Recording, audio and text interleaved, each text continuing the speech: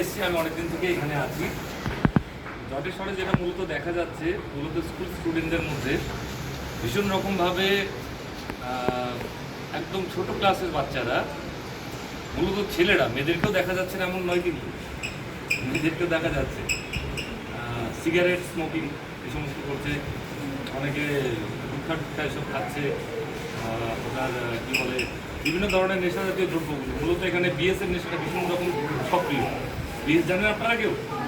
Brown sugar খুব ভয়ানক কিন্তু। হ্যাঁ, আপনারা এখন শিক্ষানবিশ, আপনারা ভবিষ্যৎ দিনে এই দেশকে চালাবেন, আপনাদের কাছেই দেশের সব কিছু নির্ভর করছে। আপনারা এই স্কুল থেকে, জটেশ্বর গার্লস অনেক উন্নত একটা স্কুল, আমরা বরাবর দেখি, খুব ভালো পরিকাঠামো, পরিষ্কার পরিচ্ছন্নতা। এই গর্বটাকে বজায় রাখবার জন্যে আপনারা যাতে কোনোভাবে নেশার সঙ্গে যুক্ত না হন, এই বিষয়টা মাথায় রাখবেন।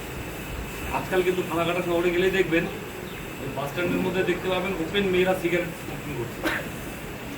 অনেকে ভাবছে কি আমি কি স্মার্ট হলাম, এমন কি কিন্তু ব্যাপার নয়, আদতে নিজেদের ক্ষতি হচ্ছে, ঠিক না?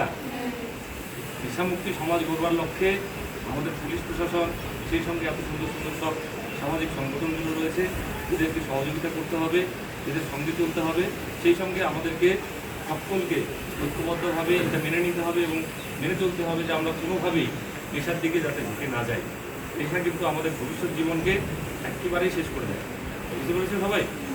সুতরাং সবাই চেষ্টা করবে, খাস প্রত্যেকের ভাই বোন আছে, তাহলে যাতে কোনোভাবে এইসব অসৎ সঙ্গে না পড়ে যায়, এই বিষয়টা মাথায় রাখতে হবে।